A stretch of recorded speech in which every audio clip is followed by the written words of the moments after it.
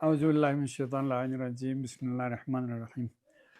आज हमारा यहाँ पे जनरल कौंसिल का मीटिंग था, जिसमें कुछ दिन पहले हमने एक पूरा ख़ासकर एजुकेशन डिपार्टमेंट के लिए शुरुआत हमने किया था। एजुकेशन डिपार्टमेंट से यहाँ पे के ट्रांसफ़र पॉलिसी बनाने का पूरे डिस्ट्रिक्ट के लिए, और जो न सिर्फ ट्रांसपेरेंट हो, जिसमें पॉलिटिकल इंटरफेरेंस बहुत कम हो, जिसमें सबसे इम्पोर्टेंट हमारे स्टूडेंट्स जो हैं, हमारे गवर्नमेंट स्कूल के, उन बच्चों को कैसे उनके तालीमी मेयार को कैसे बढ़ाया जाए, और जो टीचर्स साल हर साल से बहुत दूर रहे हैं, उनके इश्यूज़ को कैसे एड्रेस किया जाए।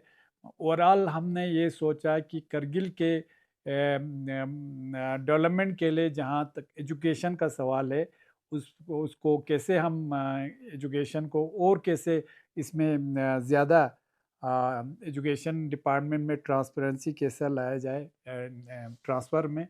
तो इसी सिलसिले में हमारा पिछले साल नवंबर दिसंबर में हमने एक हमारे कमिटी बनाया था ट्रांसफ़र पॉलिसी को ये ड्राफ्ट करने के लिए, जिसमें हमारे ऑनरेबल ईसी एजुकेशन की क़यादत में हमारे एक्स सीसी फेरोज़ साहब थे, हमारे एग्जीक्यूटिव काउंसलर टशी साहब थे, फिर हमारे नासिर मुंशी थे। उन्होंने एक ड्राफ्ट पॉलिसी बनाया था। तो फिर ये काफ़ी जगह पे हमने डिस्कस किया, हमारे कौंसिल में भी डिस्कस हो गया। फिर लास्ट पे पिछली बार हमारे डी साहब जो राकेश साहब है, जो सीईओ भी है, उन्होंने भी एक ड्राफ्ट पॉलिसी बनाया था। और जो हमारे कुछ स्टेट्स का जो ट्रांसफ़र पॉलिसी, उन सब को निचोड़ के जैसे पंजाब का है, राजस्थान का है, बाकी कुछ स्टेट का, तो वो सब निकाल के हमारे यहाँ पे जनरल कौंसिल का मीटिंग हुआ था। तो इस मीटिंग में हमारे जो कमेटी ने बनाया, वो ड्राफ्ट पॉलिसी भी डिस्कशन में आ गए। फिर हमारे डी साहब ने जो ड्राफ्ट पॉलिसी बनाया था, हमें पूछ के, मतलब हम ये कर रहे हैं क्या क्या क्या, तो उसमें हमें भी मतलब एतमाद में लेके उन्होंने किया था। तो वो भी वहाँ पे डिस्कस हो गया।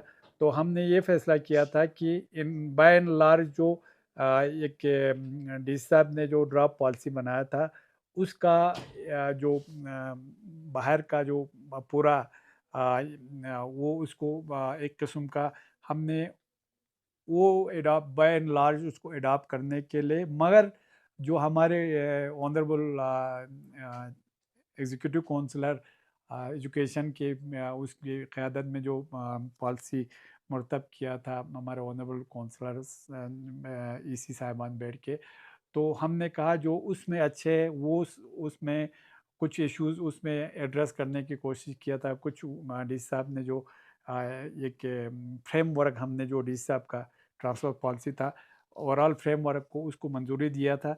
हमने ये भी कहा था कि उसको दोनों फिर एक बार मिल के, डी साहब भी और हमारे जो कमेटी है वो मिल के फिर उस पर और एक बार डिस्कस करेंगे। वो डिस्कशन हो गया। तो जो जो अच्छे पॉइंट दोनों से हमने निकाल के एक उसका निचोड़ बना के आज एक पॉलिसी हमने ट्रांसफ़र पॉलिसी, जिसमें हमारे टीचर्स भी है, मास्टर भी है, लेक्चरर्स भी है, हेड मास्टर्स भी है, उन सब का एक ट्रांसफ़र पॉलिसी मुरतब किया था।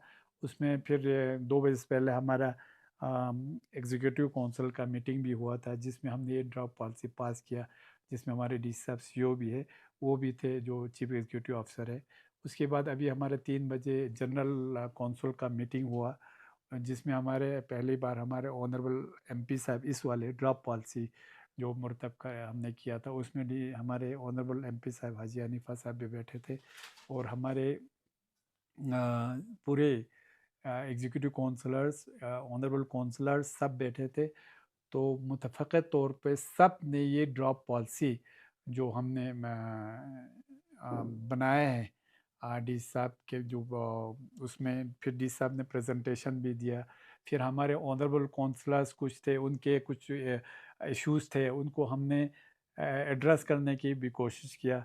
तो सब तो आप जानते हैं, सबका सबके हिसाब से तो होगा नहीं, मगर ये बात हमें बिल्कुल खुशी है कि पहली बार हमारे डिस्ट्रिक्ट के मेरे ख्याल में लद्दाख में आप देखेंगे जब आपके हमारे ट्रांसफ़र पॉलिसी निकल के आपके पास आएगा, ओडी साहब आपके साथ शेयर करेंगे जो हमने ड्रॉप पॉलिसी बना के रखा है। तो उसमें वो आपके जन मीडिया मीडिया के साथ शेयर करेंगे। तो मैं इसके लिए सबसे पहले तो हमारे जो कमेटी बना था उनका भी बहुत मशहूर हूँ। फिर हमारे डी साहब का भी, हमारे ऑनरेबल काउंसलर साहब ने, सब ने एक एतमाद करके हमने ये किया इस ट्रांसफ़र पॉलिसी में पॉलिटिक्स को मिनिमम इन्वॉल्व करें, क्योंकि उसमें ट्रांसपेरेंसी पे असर पड़ता है। सिर्फ कौंसल का ये काम होगा जब आपका ट्रांसफ़र का जब पॉलिसी बनेंगे, मतलब इसके तो उसमें कौंसल का रोल होगा। बाकी आपके ट्रांसफ़र में कोई रोल नहीं होगा। उसमें डी साहब की क़यादत में जो कमेटी बना है वो डी साहब खुद करेंगे।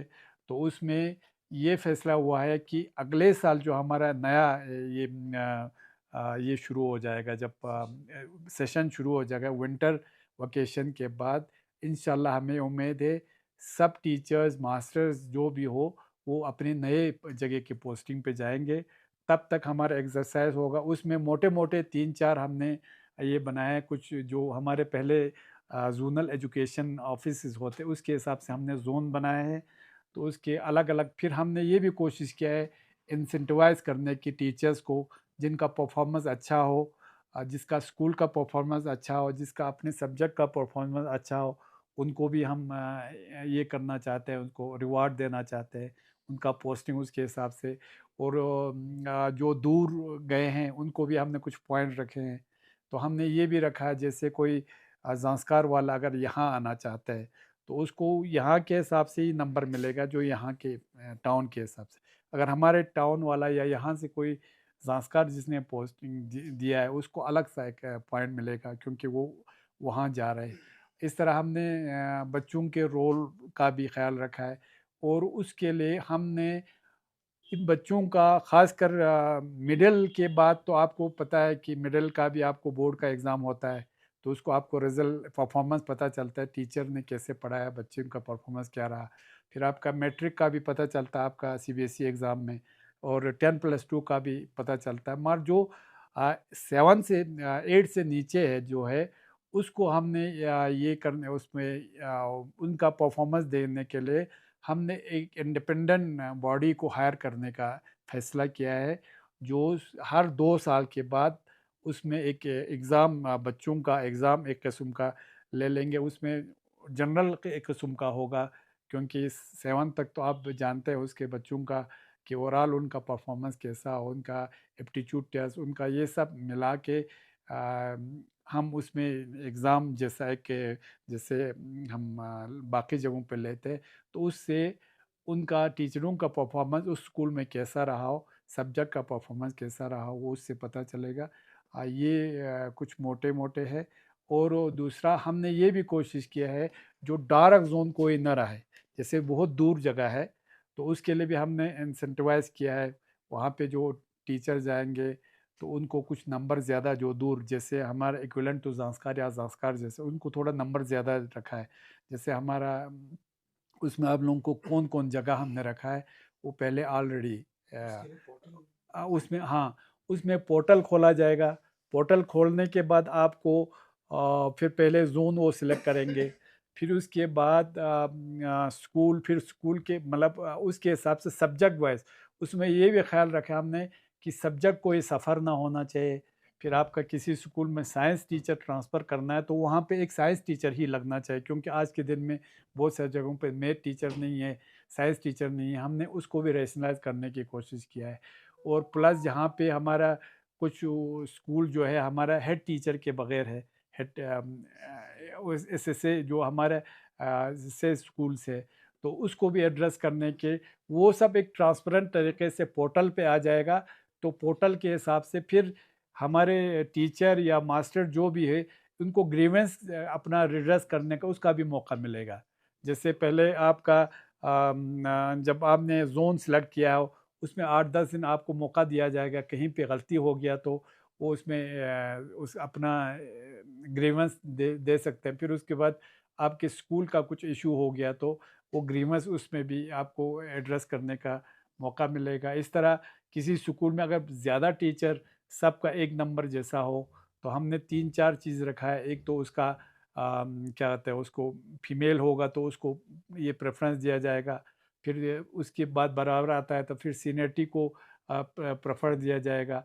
फिर अगर वो भी बराबर आता है तो एज को भी थोड़ा-सा ये भी। फिर सुप्रीम कोर्ट और मतलब ये का ऑनरेबल हाई कोर्ट और हमारे, जैसे आप जानते हैं कि ये फीमेल्स को हर जगह गवर्नमेंट की तरफ से थोड़ा-सा ये रहते हैं थोड़ा-सा, क्योंकि आप जानते हैं कि फीमेल को उनको थोड़ा तरजीह देना हमारा भी फ़र्ज़ बनता है। तो हमने उनके लिए एक अलग मार्क्स रखा है। और हमने जो कोई पेशेंट जो सीरियसली होगा, जैसे कैंसर का या कुछ ऐसे उनका भी हमने एक अलग सा ये रखा है कि उनको कैसे प्रेफरेंस दिया जाए।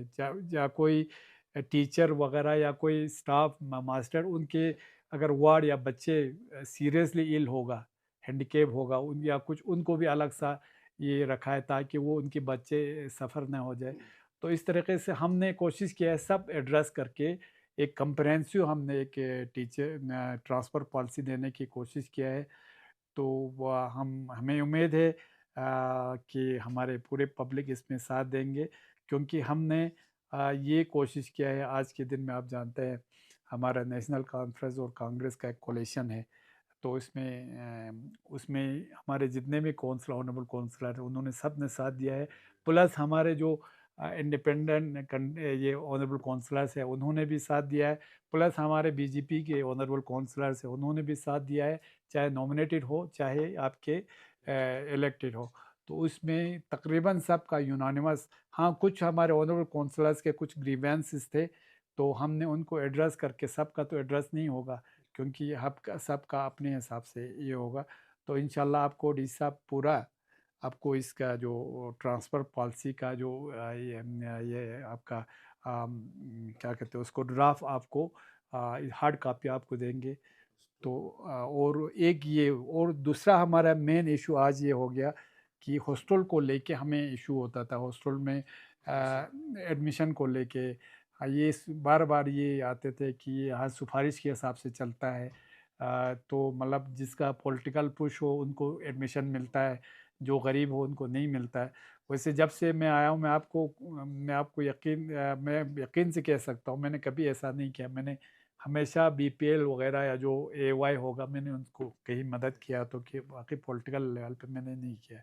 मगर फिर भी हमने एक इसमें भी हॉस्टल में एडमिशन पॉलिसी बनाया है, जिसमें हमने एक पूरा हॉस्टल साल में 2 बार एग्ज़ाम लिया जाएगा, चाहे श्रीनगर में हो चाहे जम्मू में हो, मेल फीमेल सब का। फिर उसके हिसाब से हॉस्टल में एडमिशन मिलेंगे। तो उसमें भी फ़ीस ये दूसरा ये हमने ये भी किया है कि पीएचडी वालों के लिए हमने कुछ परसेंटेज रखा है, ग्रेजुएशन वालों के लिए, पीजी वालों के लिए, ऑफ़लाइन वालों के लिए ख़ासकर। ऑनलाइन का हमने ज़्यादा उसमें ये नहीं रखा। अगर फिर भी सीट बच जाता है तो हम उसमें सोच सकते हैं।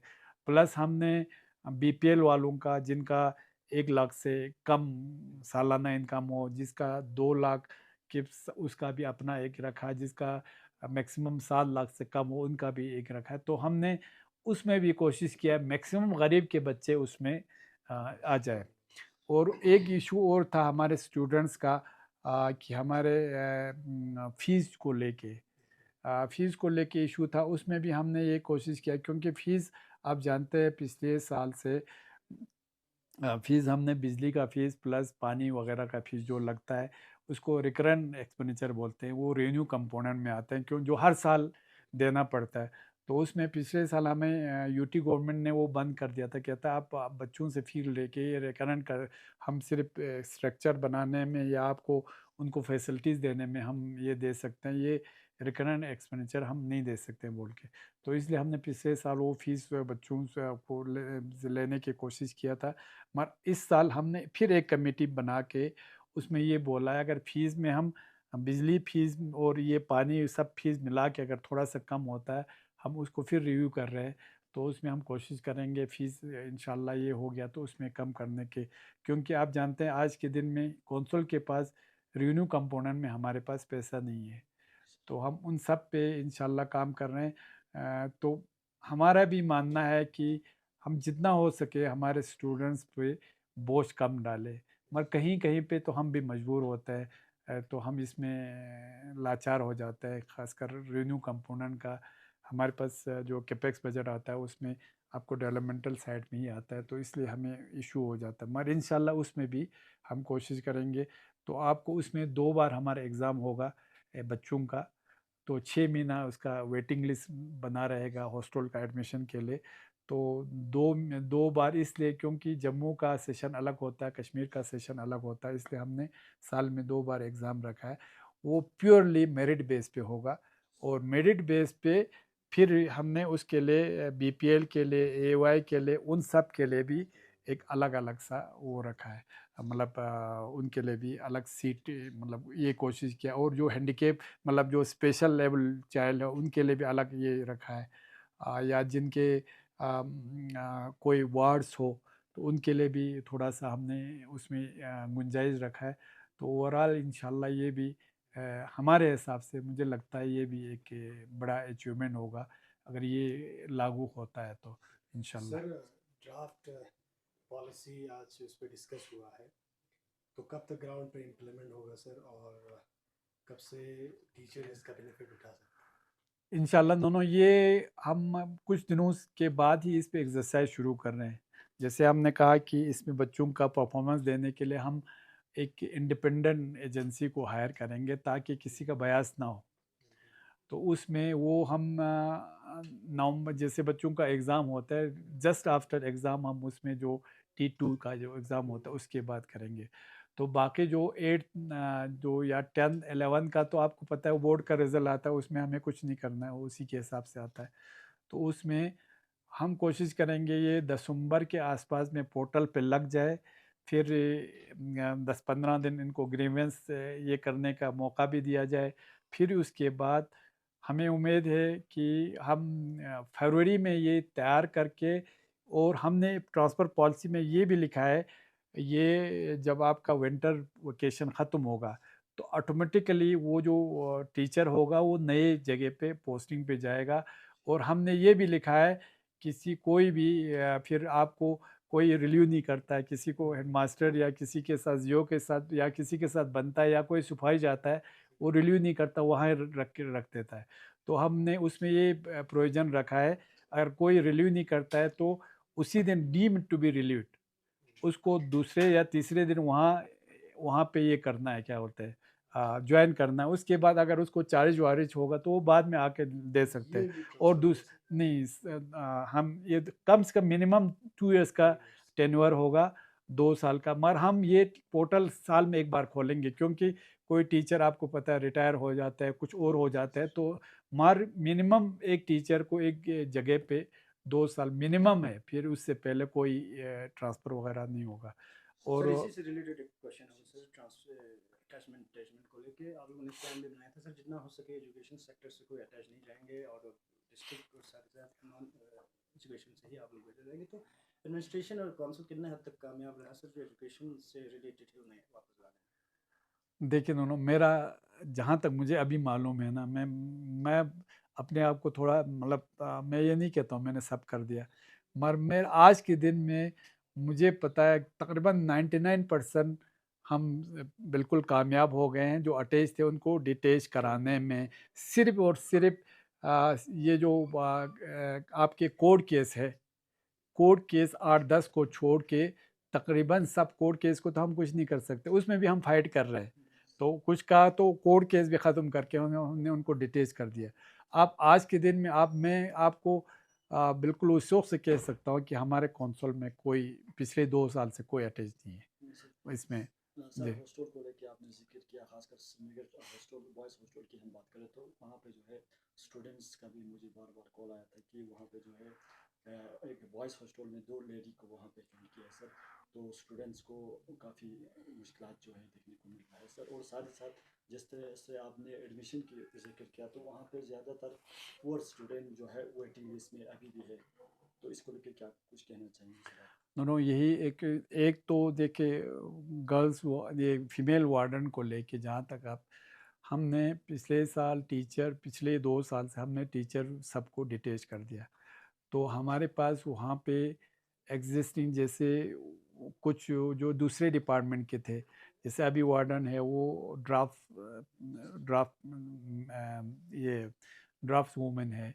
फिर इस तरह है कुछ एग्रीकल्चर में एसओ वगैरह थे फीमेल, या कुछ ऐसे थे जिनका एजुकेशन के साथ वास्ता नहीं था।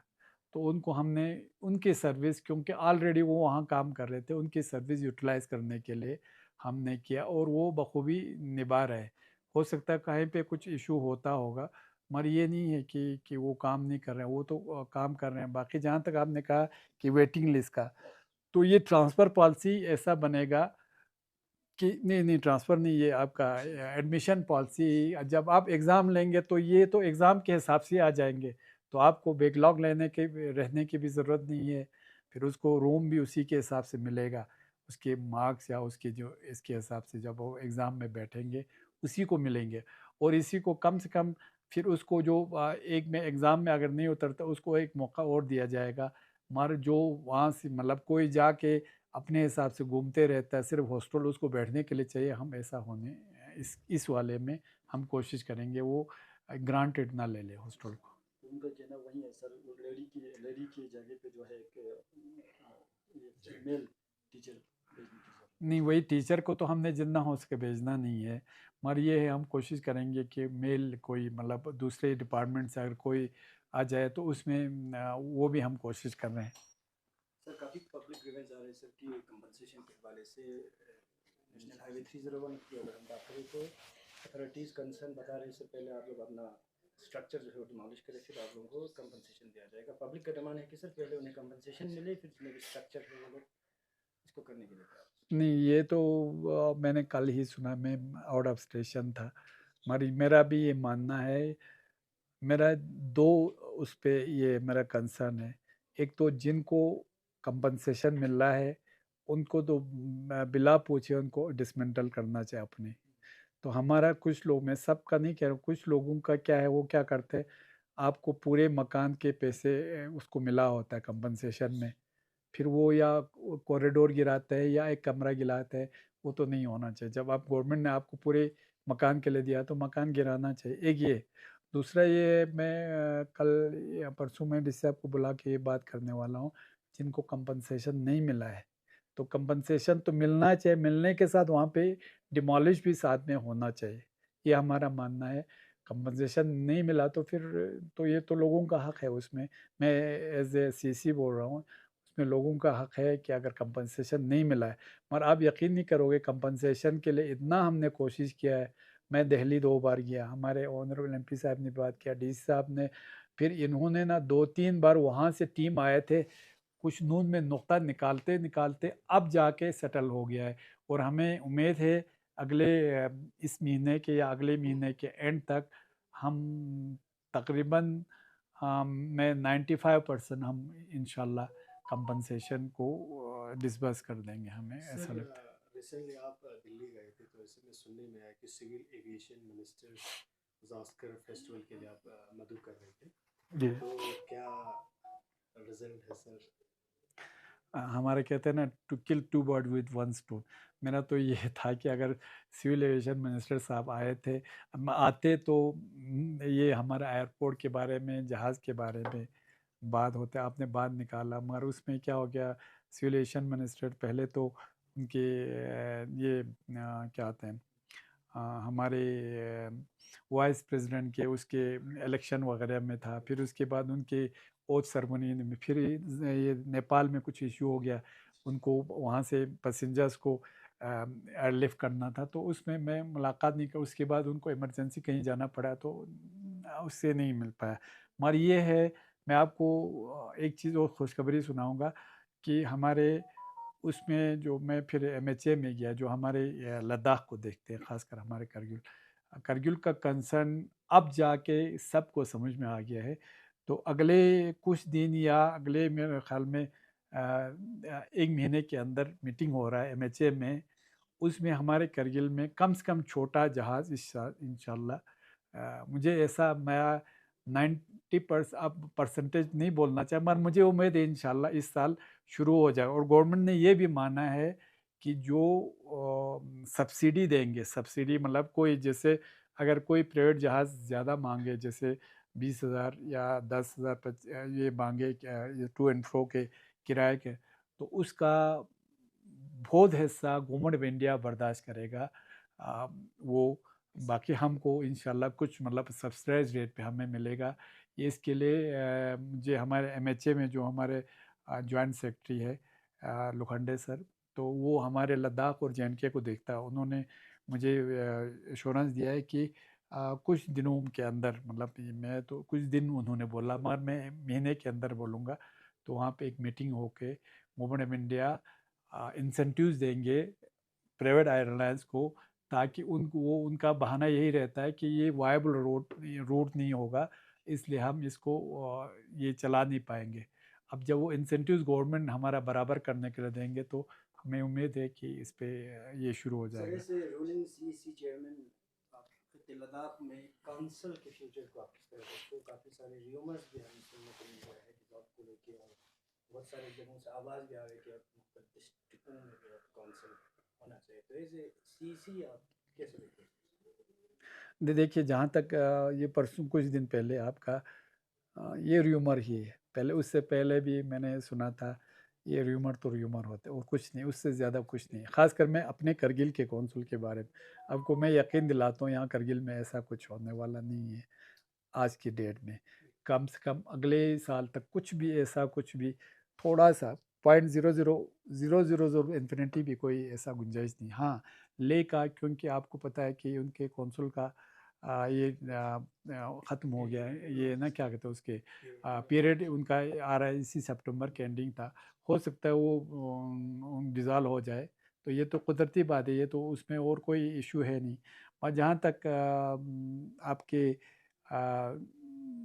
बाकी जगहों पे कौंसुल बनने का, वो मेरा ये मानना है, जो मुझे मेरा समझ है, जो मेरा अंडरस्टैंडिंग है, जो मेरे एमएचए से लोगों से मैंने बात किया, उसमें ऐसा कुछ अभी कुछ नहीं है। वो इसलिए नहीं है क्योंकि अभी बातचीत हमारा रुका हुआ है। जब ये सब भी तब होगा जब बातचीत आगे निकलेगा। तो बातचीत के लिए भी आपकी वसातत से मैं इतना अपील करना चाहूँगा कि हमारे आंचुक साहब को, जो इन्होंने ये फास्ट रखा है ना, मेरे हिसाब से अभी गवर्नमेंट के साथ हमें बात करना चाहिए। फिर जाके जब कहीं कुछ नहीं होता है, तो गवर्नमेंट से तो हमें बात करने के लिए आप एक्सट्रीम वाला स्टेप पहले उठाए, तो ये कुछ अच्छा मेरे हिसाब से, मैं पर्सनली बोल रहा हूँ। तो हमको जो कुछ लेना हो तो गवर्नमेंट से ही लेना है, गवर्नमेंट ऑफ इंडिया से लेना है। आपको स्टेट लेना है तो गवर्नमेंट से लेना है, आपको 6 शेड्यूल लेना है या कोई मुराद, दूसरे मुराद लेना भी तो गवर्नमेंट से हमें लेना है। तो हमें चाहिए कि इस बातचीत के उस पे टेबल पे बैठ के ही ये सब होगा। और जब तक बातचीत नहीं होगा ना, तब तक जो जो आपने पॉइंट उठाए, उन पे भी कहीं डिस्कशन नहीं होगा। ये आपको मैं यकीन दिलाता हूँ, ऐसा सीसी कुछ साहब, इसी को लेके कुछ दिन पहले जो है कमर अली खान की तरफ से भी एक प्रेस नोट जो है देखने को मिला कि खासकर इसी हंगर स्ट्राइक को लेके। सर आप इसको किस तरह से देखते हैं सर? नहीं। मैं तो आखुन साहब की बात से बिल्कुल मुतफिक हूँ कि आप शुरू में ही हंगर स्ट्राइक पे जाएंगे, फिर स्ट्राइक क्या हंगर स्ट्राइक अनटिल डेथ वाला, तो कोई एक्सट्रीम स्टेप लेना। अब ये आंचुक साहब का या इनके एपेक्स का अपना इनका हो सकता है, मगर एज ए सीसी मैं आपको बता दूं कि मैं एज ए सीसी भी मैं उसमें उनके उससे इत्तेफाक नहीं करता हूँ, जो वो इस पे बैठा है, क्या कहते हैं हंगर स्ट्राइक पे। मेरा उनसे अपील है कि हमें गवर्नमेंट ऑफ इंडिया से बातचीत करने के लिए रास्ता हमारे पास खुला रखना चाहिए। उसके बाद अगर नहीं, स्टेज पे, किसी स्टेज पे जाके कुछ होता नहीं है, फिर उसके बाद आप कोई ना कोई कदम उसके हिसाब से उठा सकते हैं। ये बात मैंने कुछ दिन पहले मैं एमएचए से मिला था, उनसे मैंने ये जो कंसर्न है ना, मैंने हमारे एपेक्स और केडीए दोनों को बताया था, किस तरह से कि आप लोग गवर्नमेंट से बातचीत करने के लिए गवर्नमेंट का मंशा क्या है। उसके हिसाब से मैंने थोड़ा बताया था। हम तो अपने एज ए सीसी बता सकते हैं, बाकी तो मैं पॉलिटिकल कोई लीडर तो हूँ नहीं, तो मैंने अपना कंसर्न बता दिया था। सर लास्ट क्वेश्चन, एनसी और कांग्रेस कोलिशन सरकार लगभग 2 साल होने जा रहे हैं, शायद अप्रैल में कोलिशन सरकार में थोड़ा बहुत चेंज भी हो सकते हैं, तो एस सीसी आप इस ओहदे में रहेंगे या आपका स्टैंड कैसा रहेगा? नेक्स्ट टेन्योर कांग्रेस के पास जाएगा, उसको लेके आपका क्या है? नहीं, ये तो अभी कबल अज़ वक़्त मैं कुछ बता नहीं सकता हूँ। मैं इतना हूँ, मेरा इतना यकीन है कि मैं अपने काम से मुतमईन हूँ, जो मैंने पौने 2 साल में किया है। मैं आई एम हाईली सैटिस्फाइड। मैं लोगों का कुछ ना कुछ काम कर पाया, और आपको मैं यकीन दिलाता हूँ कुछ का रिज़ल्ट आपको बहुत जल्द देखने को मिलेगा, जिसमें मैं कुछ और उस पे काम कर रहा हूँ। तो मुझे उम्मीद है कि ये कौंसल जो, और मैं साथ में आपको ये भी बात बताना चाहूँगा, इसमें हमारे ऑनरेबल काउंसलर जितने थे उन्होंने सचमुच में मेरा साथ दिया है, और मैंने भी कोशिश किया जहाँ भी मैं जाता हूँ कुछ न कुछ करगिल के लिए हासिल करूँ, और कुछ न कुछ डेवलपमेंटल हो या कहीं दूसरा इश्यूज़ हो तो उस पे बात करूँ, और मुझे उम्मीद है इंशाल्लाह कुछ रिज़ल्ट तो आपको आने वाले सालों में आपको देखने को थैंक यू मिलेगा। Sir, thank you, thank you. For more updates, subscribe to our channel Kargil Today. Click the show links and enjoy watching the videos. Like us on Facebook and follow us on Instagram. Keep watching Kargil Today. Keep enjoying Kargil Today, the only voice of Kargil Ladakh.